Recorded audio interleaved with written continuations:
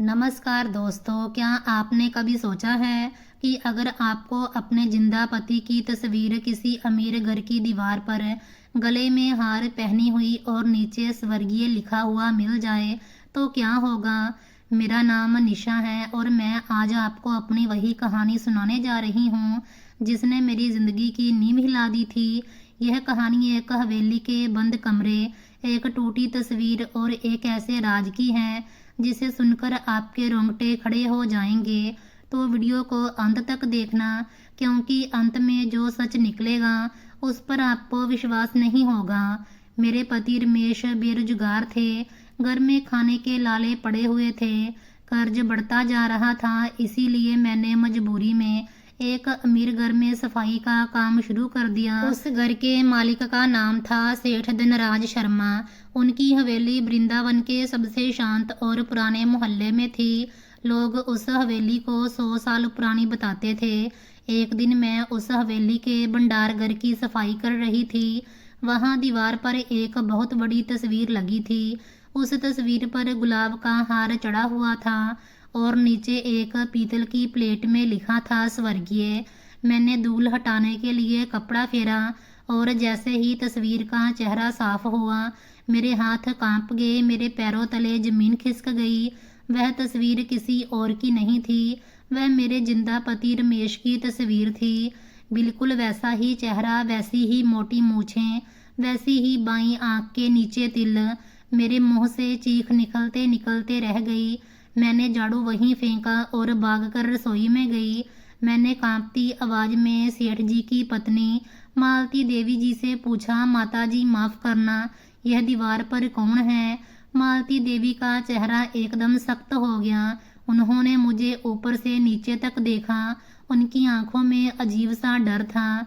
फिर वह धीरे से बोली, यह हमारे बेटे विकास शर्मा की तस्वीर है। 10 साल पहले कार के हादसे में चल बसे।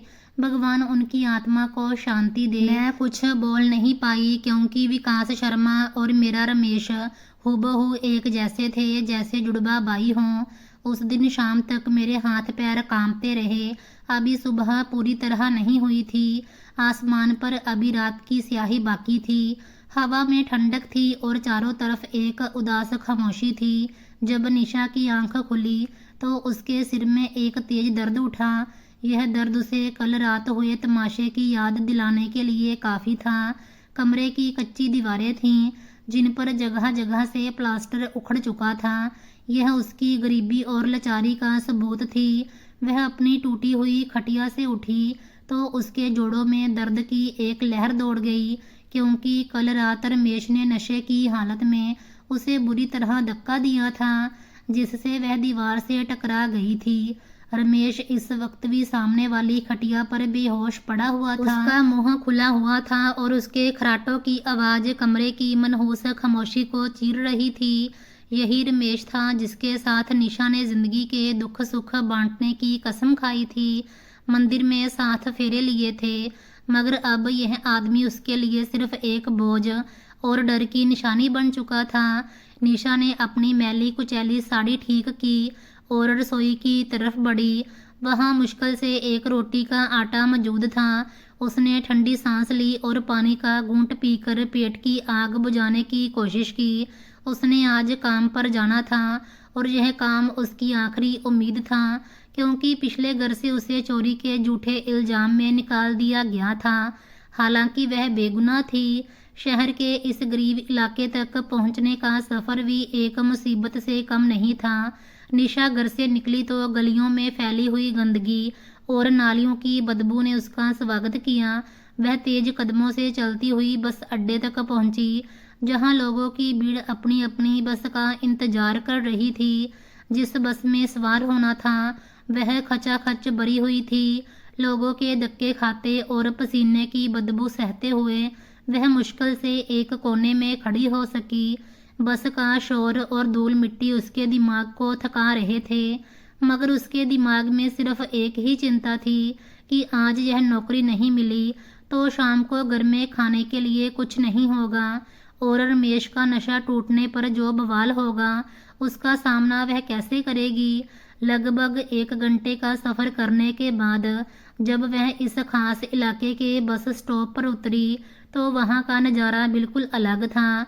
यहाँ की सड़कें चौड़ी और साफ सुथरी थी, दोनों तरफ छायादार पेड़ों की कतारें थी और हवा में एक अजीब सी महक थी जो महंगे फूलों और शांति की मिली जुली खुशबू लगती थी। यहाँ शोर नहीं था बल्कि एक ऐसी खामोशी थी जो निशा जैसी गरीब औरत को डराने वाली थी। जहाँ के मकान मकान नहीं बल्कि महल थे, ऊंची ऊंची दीवारें जिन पर कांटेदार तारे लगी हुई थी।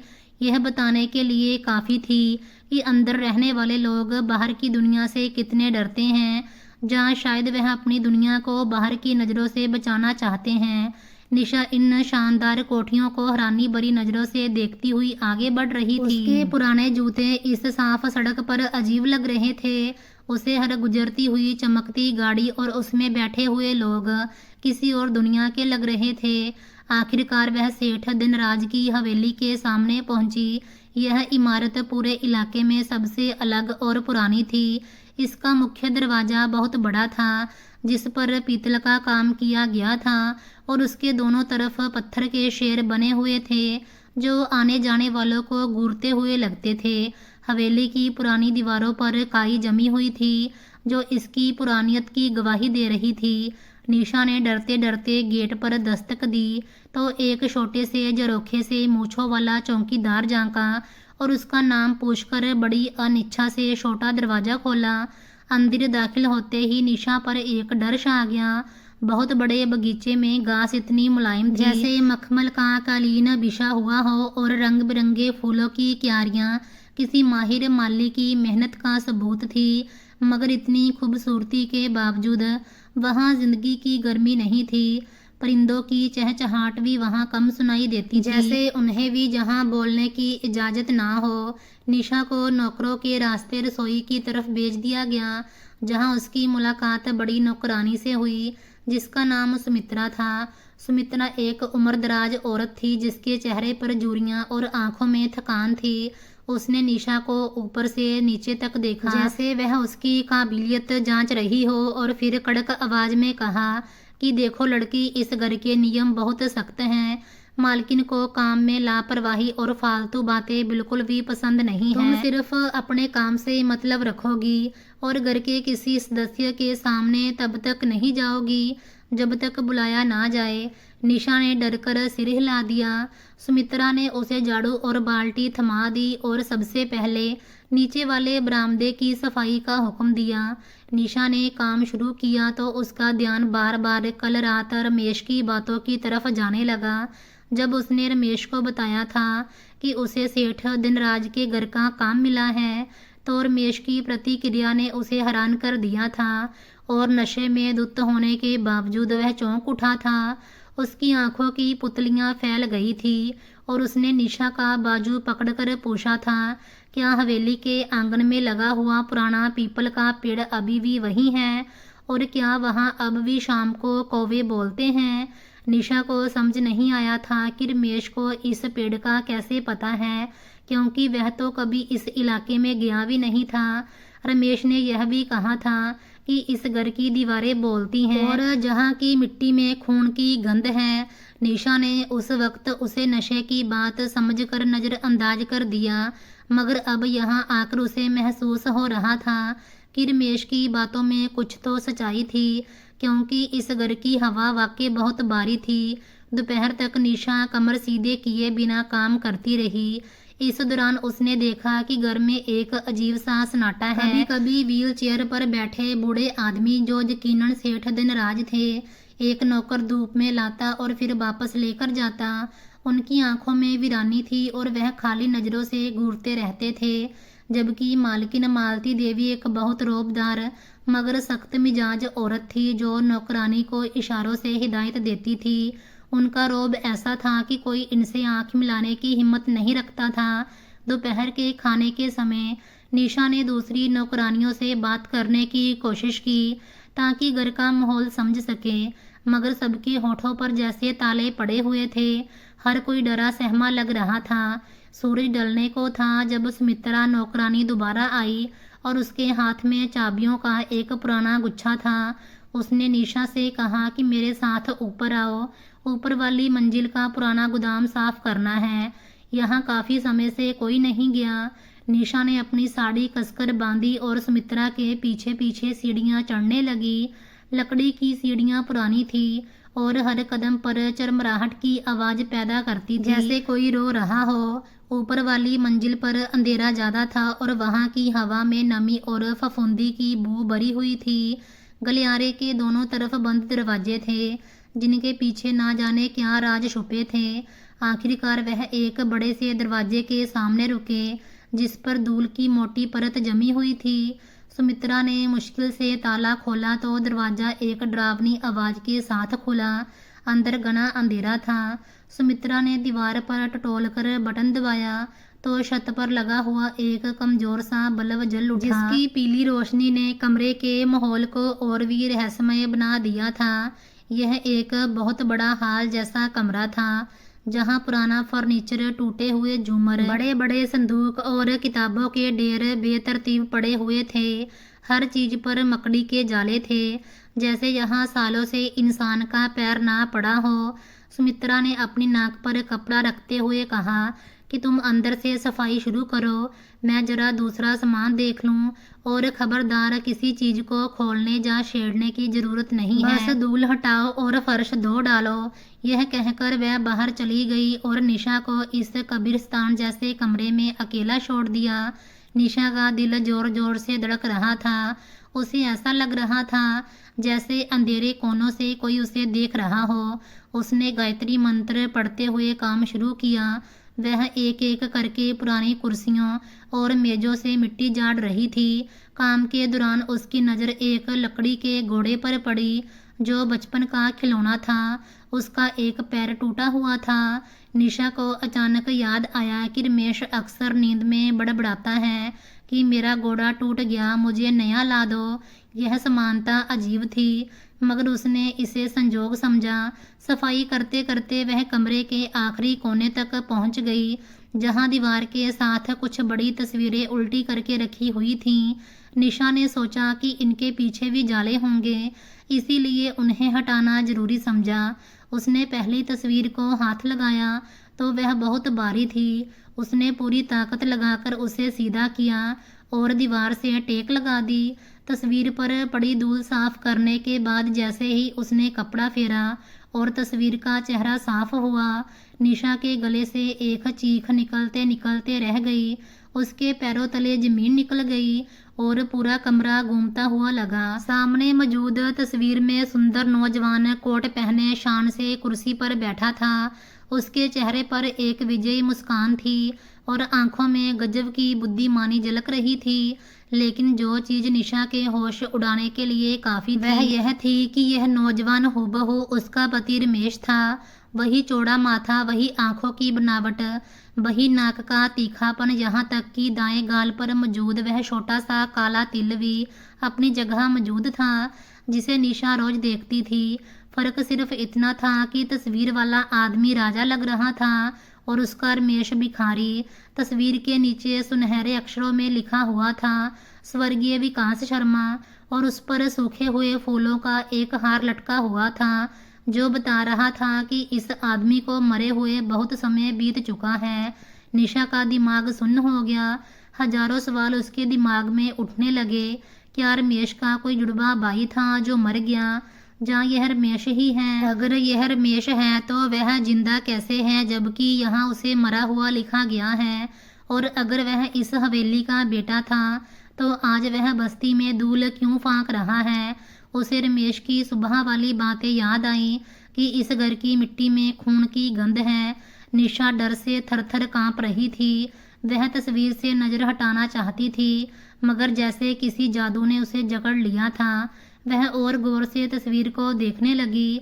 तस्वीर वाले आदमी के हाथ में एक अंगूठी थी जिसमें नीलम जड़ा हुआ था। निशा को झटका सा लगा, क्योंकि बिल्कुल वैसी ही अंगूठी उसने रमेश के पास देखी थी, जो उसने शादी के कुछ समय बाद बेच दी थी और कहा था कि यह नकली है। मगर अब निशा को यकीन हो रहा था कि वह अंगूठी नकली नहीं थी, बल्कि इसी राजसी अतीत की निशानी थी।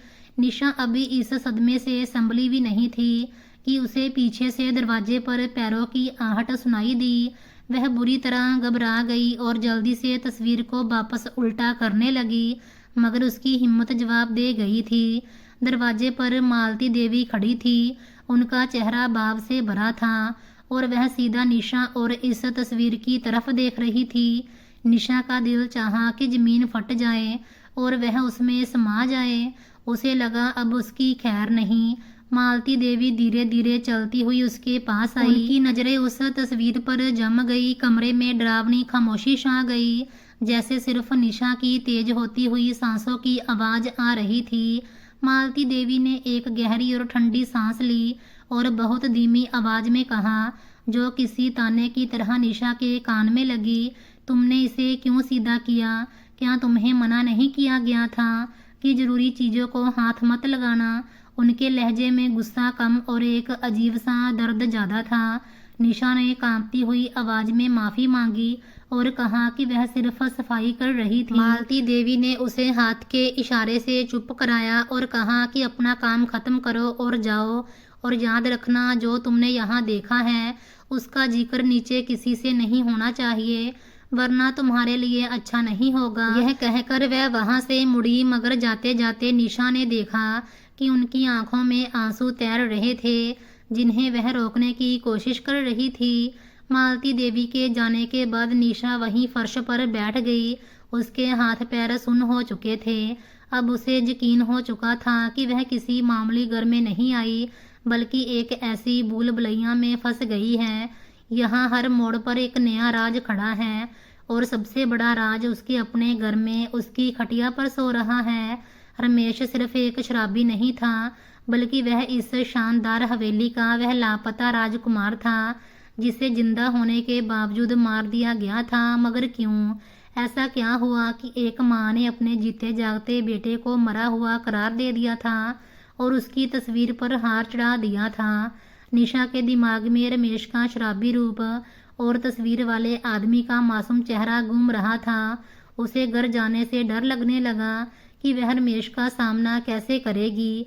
क्या वह उसकी आंखों में देखकर यह पूछ सकेगी कि तुम कौन हो विकास या रमेश? और क्या इस सवाल का जवाब उसकी जान बचाएगा, या उसे भी इस राज का हिस्सा बनाकर हमेशा के लिए चुप करा देगा? बाहर शाम का अंधेरा गहरा होता जा रहा था और कमरे में मौजूद तस्वीर अब अंधेरे में गायब हो रही थी, मगर उसकी मुस्कान निशा के दिमाग पर छप चुकी थी। एक ऐसी मुस्कान जो एक साथ मासूम भी थी और धोखे भरी भी। हवेली के बारी दरवाजे से बाहर निकलते ही निशा ने एक लंबी सांस ली, जैसे वह किसी जेल से छूट कर आई हो। मगर उसकी यह आज़ादी झूठी थी, क्योंकि उसके दिमाग में डर और सवालों की जो जंजीरें जकड़ चुकी थी, वह उसे कहीं भी चैन नहीं लेने दे रही थी।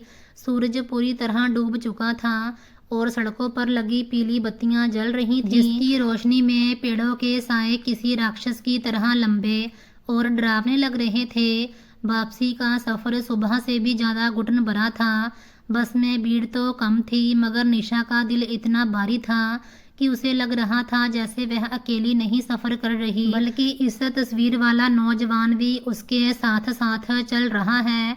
उसकी आंखों के सामने बार बार वही हार वाली तस्वीर, उसके नीचे लिखा हुआ शब्द स्वर्गीय नाच रहा था, और सबसे बढ़कर मालती देवी की वह नजरें और रहस्यमय बातें उसका पीछा कर रही थी कि जो देखा उसे भूल जाओ।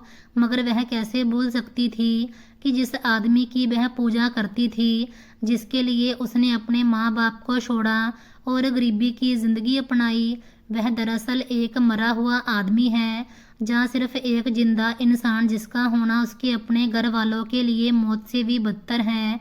घर पहुँचते पहुँचते रात काफ़ी बीत चुकी थी।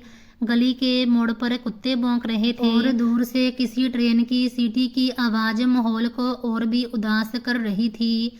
निशा ने डरते डरते अपने घर का दरवाज़ा धकेला तो अंदर का नज़ारा उसे चौंकाने के लिए काफ़ी था। आमतौर के उल्ट आज रमेश सो नहीं रहा था और ना ही शराब में धुत पड़ा था, बल्कि वह खटिया पर पालथी मारे बैठा था और उसके सामने हुक्के की नली पड़ी थी और वह बहुत दुखी अंदाज में पी रहा था।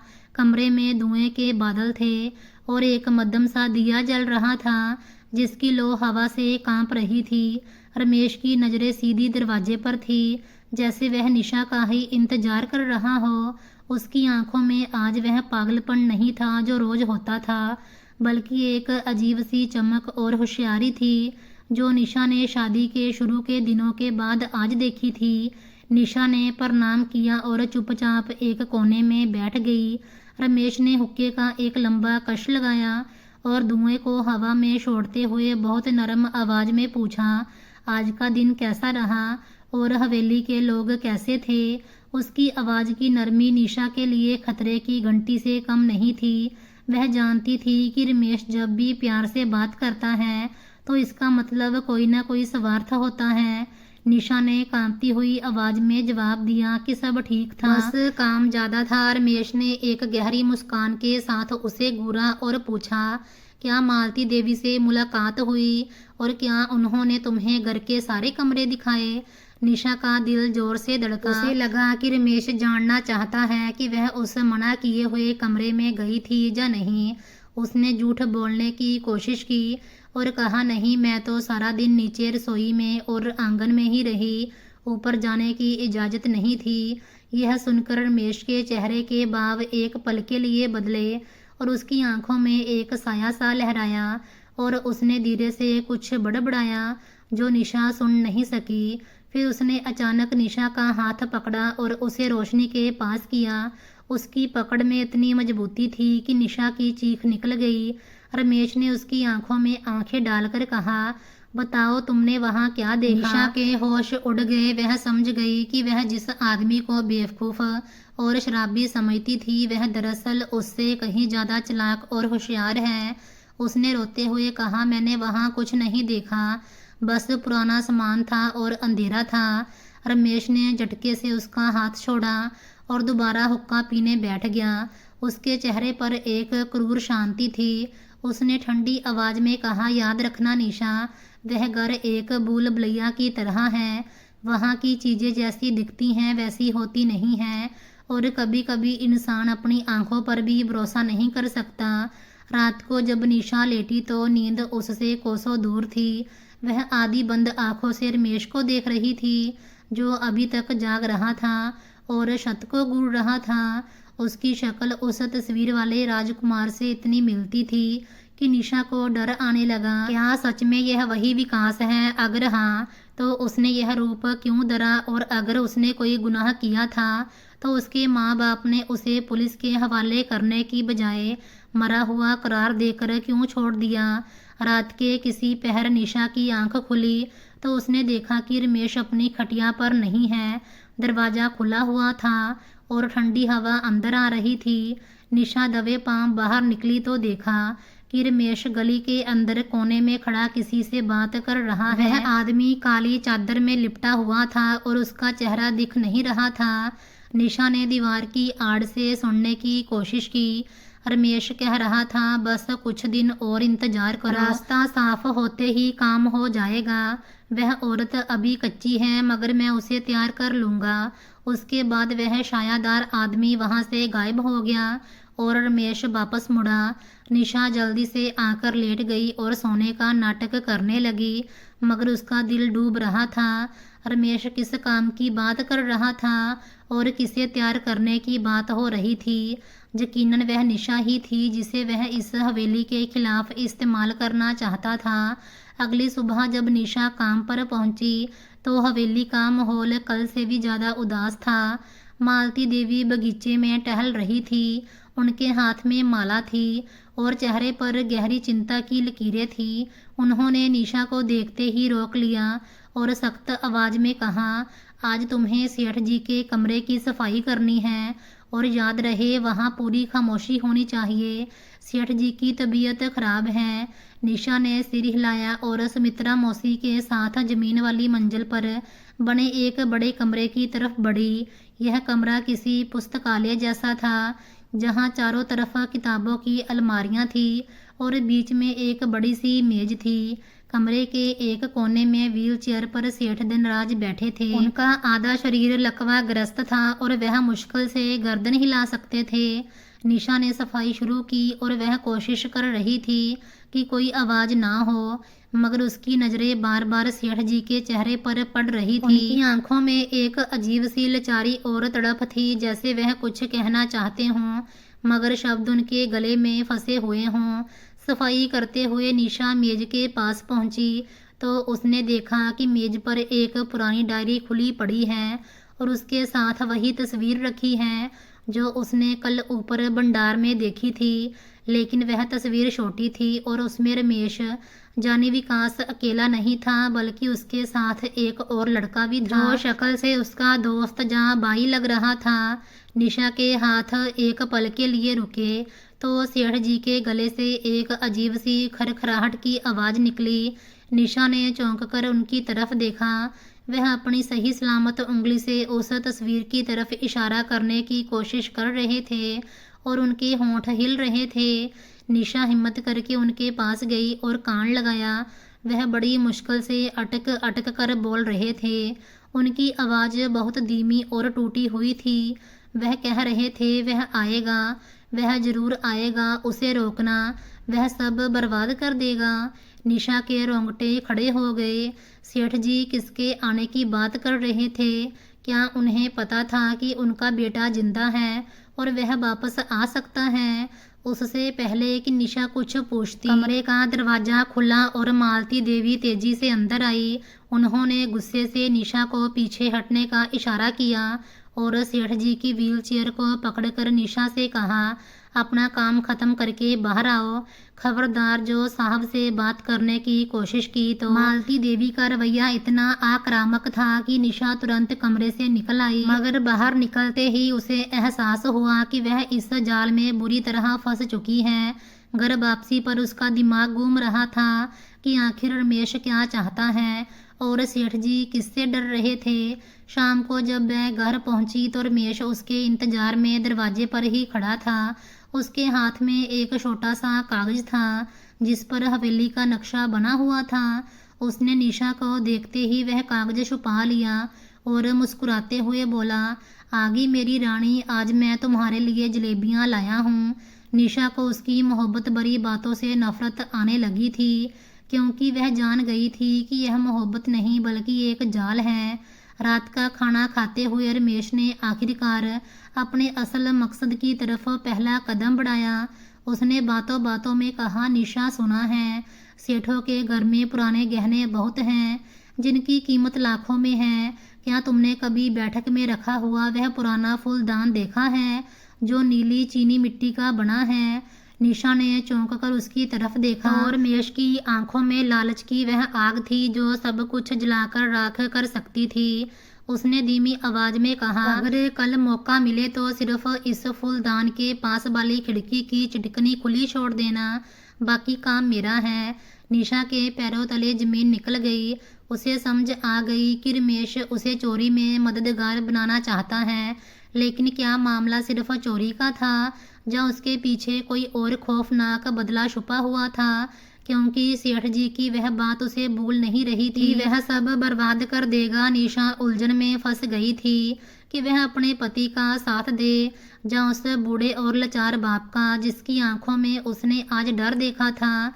और सबसे बड़ा सवाल यह था कि अगर उसने मना किया तो क्या रमेश का वह दूसरा रूप सामने आ जाएगा जो उस तस्वीर वाले मासूम विकास से बिल्कुल अलग और डरावना था। अब निशा को फैसला करना था, क्योंकि खेल अब सिर्फ राज का नहीं रहा था बल्कि जान का बन चुका था।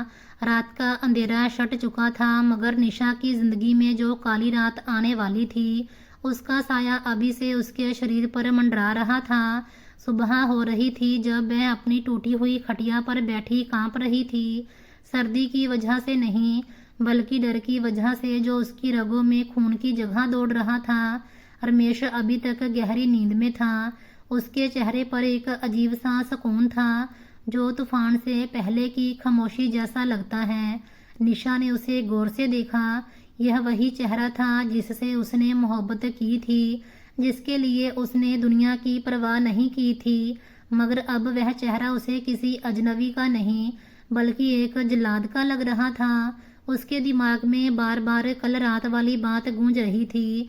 जब रमेश ने उसके गले पर छुरी रखने के अंदाज में उंगली फेरते हुए कहा था, अगर आज रात तुमने बैठक की खिड़की खुली ना छोड़ी तो मैं भूल जाऊंगा कि तुम मेरी पत्नी हो और मेरा वह रूप देखोगी जिससे शैतान भी डरता है।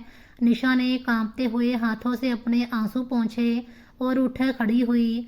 उसे आज एक बहुत बड़ा फैसला करना था। एक तरफ उसका पति था जिसकी आज्ञा उस पर धर्म थी और दूसरी तरफ वह बूढ़े माँ बाप थे जिनका वह नमक खा रही थी और जो पहले ही अपनी औलाद के गम में जिंदा लाश बने हुए थे। निशा ने जल्दी जल्दी घर के काम निपटाए मगर उसके हाथ पैर कांप रहे थे।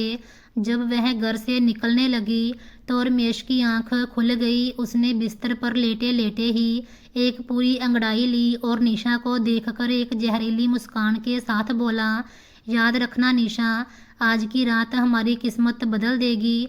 बस एक छोटी सी गलती मत करना वरना सब खत्म हो जाएगा। उसकी आवाज़ में इतनी ठंडक थी कि निशा के रोंगटे खड़े हो गए। उसने चुपचाप सिर हिलाया और दरवाज़ा खोलकर बाहर निकल आई। बाहर का मौसम भी आज उसके दिल की तरह उदास था। आसमान पर गहरे काले बादल छाए हुए थे और हवाएं सीटी बजा रही थी जैसे आने वाली तबाही का मातम पड़ रही हो। बस के सफ़र के दौरान निशा का दिमाग सुन्न हो रहा था। उसे समझ नहीं आ रहा था कि वह क्या करे। अगर वह खिड़की खोल देती है तो वह चोरी और धोखे में बराबर की साझीदार होगी और अगर नहीं खोलती तो रमेश उसके साथ क्या करेगा। यह सोचकर ही उसका दम घुटने लगता था। वह यह भी सोच रही थी क्या वह मालती देवी को सब कुछ बता दे, मगर फिर उसे रमेश की वह धमकी याद आ जाती कि अगर तुमने किसी को कुछ बताया तो मैं सबसे पहले तुम्हें मारूंगा और फिर खुद मर जाऊंगा। निशा इसी उलझन में हवेली के गेट तक पहुंची। चौकीदार ने उसे रोककर तलाशी नहीं ली। शायद वह भी मौसम की वजह से जल्दी में था। हवेली का बगीचा आज सूना पड़ा हुआ था और वह पुराना पेड़ जिसका जिक्र रमेश ने किया था हवा से बुरी तरह हिल रहा था और उसकी डालियां आपस में टकराकर अजीब आवाजें पैदा कर रही थी। निशा सीधा रसोई में गई जहां सुमित्रा मौसी पहले से मौजूद थी। उन्होंने निशा का उतरा हुआ चेहरा देखकर पूछा, सब ठीक तो है बेटी? तुम बहुत ज़्यादा परेशान लग रही हो। निशा ने ज़बरदस्ती मुस्कुराने की कोशिश की और कहा, बस तबीयत कुछ ठीक नहीं है। सुमित्रा मौसी ने उसे दिलासा दिया और कहा, आज मालकिन की तबीयत भी बहुत ख़राब है। वह सुबह से अपने कमरे से नहीं निकली और सेठ जी भी बहुत बेचैन हैं। तुम जल्दी से बैठक और मेहमान खाने की सफाई कर लो, फिर मालकिन के लिए सूप बना लेना। निशा ने सिर हिलाया और झाड़ू उठाकर बैठक की तरफ बढ़ी। यह वही कमरा था जिसके बारे में रमेश ने उसे हिदायत दी थी। यह कमरा बहुत बड़ा और शानदार था। इसमें कीमती कालीन बिछे हुए थे और दीवारों पर नई पेंटिंग्स लगी हुई थी। कमरे के कोने में वह नीली चीनी मिट्टी का फूलदान रखा हुआ था जिसका जिक्र रमेश ने किया था। वह सच में बहुत कीमती लग रहा था। उसके बिल्कुल पास वह खिड़की थी जो बगीचे की तरफ खुलती थी। निशा सफाई करते करते इस खिड़की के पास पहुंची। उसका दिल जोर जोर से धड़क रहा था। उसने कांपते हाथों से खिड़की की चिटकनी को छुआ। यह पीतल की बनी हुई थी, मजबूत चिटकनी थी। अगर वह इसे बंद ही रहने देती तो रमेश का मंसूबा नाकाम हो जाता, मगर फिर उसने अपनी आंखों के सामने रमेश का भयानक चेहरा देख लिया। निशा ने आंखें बंद कर ली और एक पल के लिए अपनी किस्मत को कोसा। फिर उसने धीरे से चिटकनी को नीचे कर दिया। अब खिड़की बाहर से बंद दिख रही थी मगर उसे बाहर से धक्का देकर खोला जा सकता था। यह काम करने के बाद निशा को ऐसा लगा जैसे उसके शरीर से जान निकल गई हो। वह एक अपराधी बन चुकी थी। उसने जल्दी जल्दी बाकी सफाई खत्म की और कमरे से बाहर निकल आई। सारा दिन उस पर एक अजीब सी घबराहट छाई रही। वह बार बार बैठक की तरफ देखती और मन ही मन प्रार्थना करती कि काश आज बारिश हो जाए और रमेश ना आ सके, जहाँ कोई चमत्कार हो जाए। दोपहर के समय जब वह मालती देवी के कमरे में सूप लेकर गई तो वहाँ का नज़ारा देखकर उसका कलेजा मुँह को आ गया। मालती देवी बिस्तर पर लेटी हुई थी और उनका रंग हल्दी की तरह पीला था। सेठ जी अपनी व्हीलचेयर पर उनके पास बैठे थे और उनका हाथ थामे हुए थे। मालती देवी ने निशा को देखकर कमजोर सी मुस्कान दी और इशारे से सूप मेज पर रखने को कहा। निशा जब जाने लगी तो मालती देवी ने उसे रोका और कहा, निशा तुम एक अच्छी लड़की हो, तुम्हारी आंखों में मुझे सच्चाई नजर आती है। मुझे नहीं मालूम कि मेरे बेटे विकास की आत्मा को शांति मिली है या नहीं, मगर तुम मेरे लिए प्रार्थना करना कि मरने से पहले मुझे शांति मिल जाए। यह सुनकर निशा की आंखों में आंसू आ गए। वह उनके पैरों में गिरकर सब कुछ बता देना चाहती थी कि आपका बेटा विकास मरा नहीं है, बल्कि वह जिंदा है और आज रात आपके घर आने वाला है। मगर उसकी जुबान जैसे ताले से चिपक गई थी। डर ने उसके गले में कांटे उगा दिए थे। वह रोते हुए कमरे से बाहर निकल आई। वह रसोई में जाकर छुप गई। शाम होते होते मौसम बहुत ज़्यादा खराब हो गया था। आसमान पर बिजली कड़क रही थी और तेज हवाओं के साथ मूसलाधार बारिश शुरू हो गई। हवेली में अंधेरा फैला हुआ था क्योंकि बिजली चली गई थी और जनरेटर की आवाज़ बारिश के शोर में दब गई थी। सुमित्रा मौसी ने निशा से कहा, बेटी बारिश बहुत तेज है और बसें भी बंद हो गई होंगी। तुम आज रात यहीं नौकरों के कमरे में रुक जाओ, सुबह चली जाना। निशा के लिए यह प्रस्ताव किसी वरदान से कम नहीं था, क्योंकि वह जानना चाहती थी कि आज रात क्या होने वाला है और वह मौका मिलने पर शायद कुछ बचा भी सके। उसने हाँ कर दी और सुमित्रा मौसी के साथ कमरे में चली गई। रात गहरी होती जा रही थी और तूफान का जोर भी बढ़ता जा रहा था। निशा कमरे की खिड़की से हवेली के पिछले हिस्से को देख रही थी, जहां बैठक की खिड़की थी। अंधेरे में कुछ भी साफ दिखाई नहीं दे रहा था, मगर निशा का छठा ज्ञान बता रहा था कि वह आने वाला है। घड़ी में रात के 2 बज रहे थे जब निशा को बगीचे की दीवार के पास एक साया हिलता हुआ महसूस हुआ। उसने गौर से देखा। बिजली की चमक में उसे एक इंसान का साया नजर आया जो काली चादर ओढ़े हुए था। वह दबे पांव बैठक की खिड़की की तरफ बढ़ रहा था। निशा का दिल उछलकर गले में आ गया। रमेश ही था। वह इसी खिड़की के पास रुक गया और उसने हाथ लगाकर खिड़की को धक्का दिया। खिड़की आसानी से खुल गई और वह साया अंदर दाखिल हो गया। निशा से अब रहा नहीं गया। उसने अपनी शाल संभाली और बारिश की परवाह किए बिना कमरे से निकलकर हवेली के पिछले दरवाजे की तरफ भागी, जो अक्सर खुला रहता था। वह भीगी हुई बिल्ली की तरह अंदर दाखिल हुई और अंधेरे में दीवारों का सहारा लेती हुई बैठक की तरफ बढ़ी। घर में सन्नाटा था, सिर्फ बारिश का शोर था। निशा बैठक के दरवाजे के पास पहुंची, जो थोड़ा सा खुला हुआ था। अंदर से धीमी धीमी आवाजें आ रही थी। निशा ने झांक कर देखा तो उसके पैरों तले जमीन निकल गई। कमरे में मोमबत्ती की धीमी रोशनी थी। रमेश वहां खड़ा था, मगर वह अकेला नहीं था। उसके सामने व्हीलचेयर पर सेठ जी और बिस्तर पर निडाल मालती देवी मौजूद थी। शायद शोर की वजह से उनकी आंख खुल गई थी। या रमेश ने खुद उन्हें जगाया था, लेकिन जो चीज सबसे ज्यादा डरावनी थी वह रमेश का रूप था। उसने अपनी मैली कुचैली कमीज उतार दी थी और उसके नीचे उसने वही 3 पीस सूट पहन रखा था जो उस तस्वीर में था। हालांकि वह पुराना और तंग हो चुका था, मगर उसने बड़ी शान से उसे पहना हुआ था। उसके हाथ में एक पिस्तौल भी थी, जिसका निशाना उसने अपने माँ बाप की तरफ किया हुआ था। मालती देवी की आंखें फटी की फटी रह गई और वह उसे ऐसे देख रही थी जैसे कोई भूत देख लिया हो। सेठ जी का शरीर बुरी तरह कांप रहा था और उनके गले से अजीब सी आवाजें निकल रही थी। रमेश ने एक जहरीली हंसी हंसते हुए कहा, क्या हुआ माँ, अपने मरे हुए बेटे को देखकर खुश नहीं हुई? तुम लोगों ने तो मेरा अंतिम संस्कार भी कर दिया। देखो मैं मरकर भी वापस आ गया हूँ। मालती देवी ने कांपती हुई आवाज में कहा, विकास तुम जिंदा हो?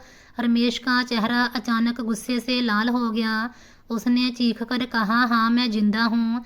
अफसोस कि तुम्हारी वह साजिश नाकाम हो गई। 5 साल पहले उस कार हादसे में तुमने मुझे मारने की पूरी कोशिश की थी ताकि तुम्हारी खानदानी इज्जत बच जाए, क्योंकि मैंने एक नाचने वाली की बेटी से शादी करने की जिद की थी। तुम लोगों को अपनी झूठी इज्जत इस कदर प्यारी थी कि अपने इकलौते बेटे की गाड़ी के ब्रेक फेल करवा दिए, और जब गाड़ी खाई में गिरी तो तुम समझे कि काम खत्म हो गया। मगर मैं बच गया था, बुरी तरह जख्मी और जला हुआ मगर जिंदा। मैंने अपनी मौत की खबर अखबार में पढ़ी और तुम्हारा वह नाटक भी देखा जब तुमने एक लवारिस लाश को मेरा नाम देकर जला दिया। यह सुनकर निशा के सिर पर एक बम फटा।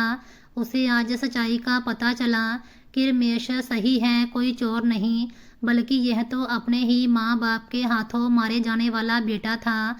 लेकिन कहानी यहाँ खत्म नहीं हुई। मालती देवी ने रोते हुए हाथ जोड़े और कहा, बेटा मुझे माफ़ कर दो, हम मजबूर थे, समाज के तानों से डर गए थे।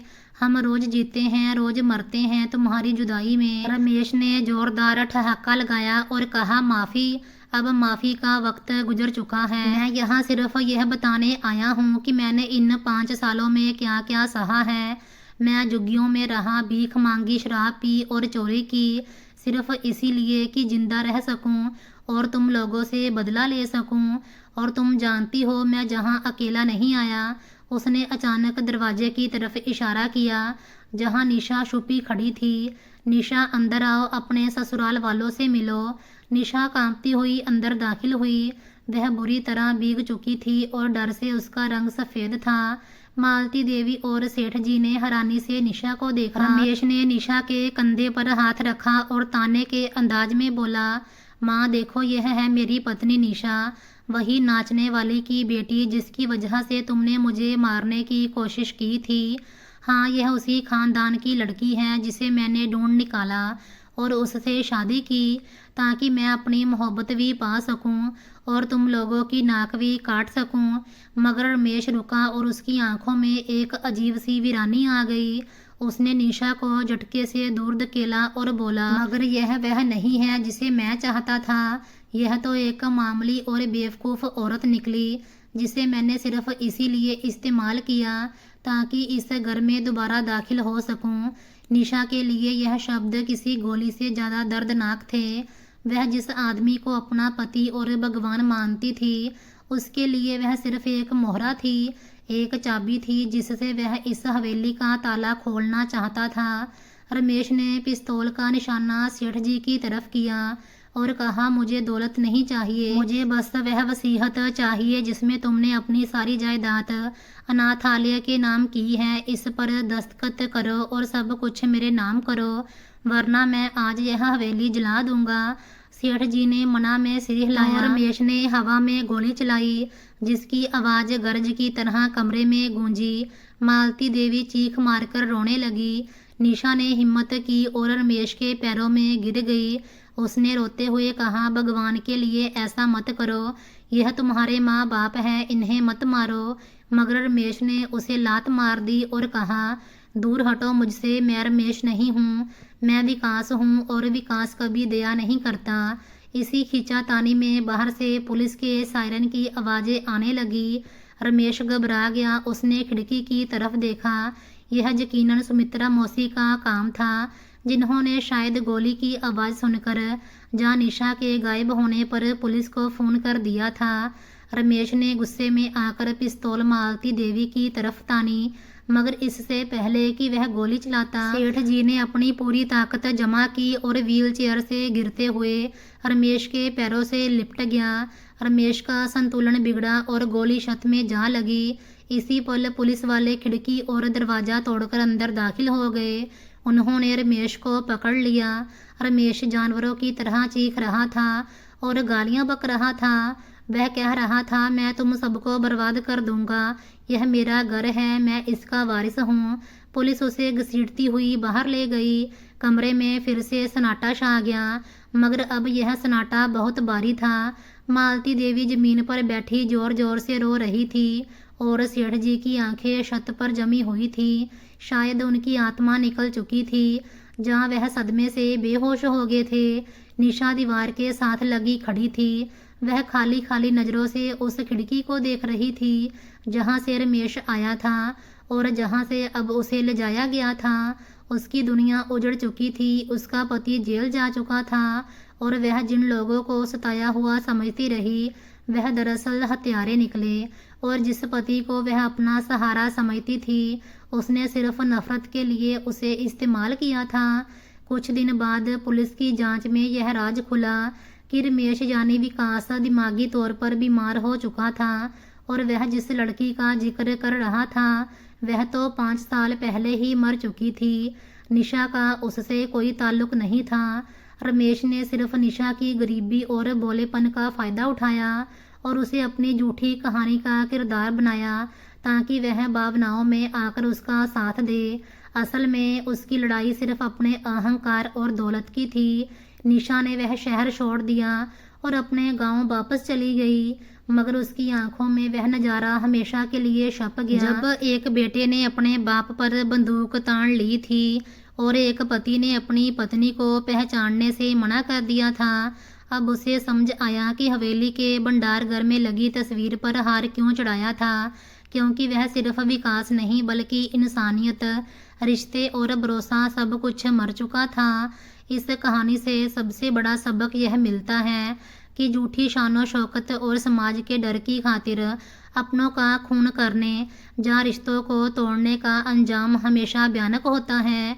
माता पिता अगर औलाद की परवरिश और उसकी अच्छाई की बजाय अपनी झूठी इज्जत को अहमियत दे और समस्याओं को छुपाने के लिए झूठ का सहारा ले तो प्रकृति उनके राज को इस तरह खोल देती है, इज्जत मिट्टी में मिल जाती है। निशा गांव लौट आई। पहले महीने वह रोज रात को चौंक कर उठती थी। उसे लगता था जैसे रमेश का वह सूट पहना हुआ रूप उसके सामने खड़ा है, पिस्तौल ताने हुए। मगर धीरे धीरे समय ने जख्म भरे। उसने शहर के उस डरावने मकान, उस हवेली और उस तस्वीर को अपने दिमाग से निकाल दिया। गांव में उसने एक छोटी सी सिलाई की दुकान खोल ली। रोज सुबह वह मंदिर जाती, दिया जलाती और भगवान से सिर्फ एक बात मांगती, हे प्रभु मुझे एक ऐसा जीवन दो जहाँ कोई झूठ ना हो, कोई दिखावा ना हो, जहाँ इज्जत इंसान के दिल से तोली जाए, कपड़ों से नहीं। एक दिन 2 साल बाद उसके पास एक चिट्ठी आई। भेजने वाला था वृंदावन का अनाथालय। चिट्ठी में लिखा था, माताजी सेठ धनराज शर्मा जी के जाने के बाद उनकी सारी जायदाद अनाथालय के नाम हो गई थी। मरने से पहले उन्होंने एक इच्छा जताई थी कि उस लड़की निशा को खोजकर उसे धन्यवाद कहा जाए, क्योंकि उसने उस रात एक बूढ़ी माँ की जान बचाई थी। साथ में आपके लिए 51,000 रुपये का अनुदान भेजा है ताकि आप अपना काम शुरू कर सकें। निशा ने वह चिट्ठी सीने से लगा ली और पहली बार 2 साल में खुलकर रोई। रोते रोते वह हंस पड़ी, क्योंकि उसे समझ आ गया था कि विकास मरा हुआ नहीं था, मर चुका था उसका लालच। मालती देवी मरी हुई नहीं थी, मरी हुई थी उनकी झूठी इज्जत। और निशा जिंदा थी, क्योंकि उसने सच का साथ दिया था, खिड़की खुली छोड़कर नहीं, बंद करके। उस दिन के बाद निशा ने कभी पीछे मुड़कर नहीं देखा। कहते हैं ना कि भगवान के घर देर है अंधेर नहीं। जो लोग अपनों को मिटाने चलते हैं वो खुद मिट्टी हो जाते हैं, और जो टूटकर भी सच के साथ खड़े रहते हैं भगवान खुद उनके लिए रास्ता बना देते हैं। तो दोस्तों आप बताइए, अगर निशा की जगह आप होते तो आप क्या करते? खिड़की खोलते या बंद रखते? कमेंट में सच लिखकर ज़रूर बताना। और हाँ, ऐसी ही दिल को हिला देने वाली कहानियों के लिए चैनल को सब्सक्राइब करना मत भूलना। उम्मीद करते हैं कि हमारी आज की यह कहानी आपको पसंद आई होगी। पसंद आने का सबसे अच्छा तरीका ये है कि हमारे चैनल को लाइक, शेयर और सब्सक्राइब ज़रूर करें।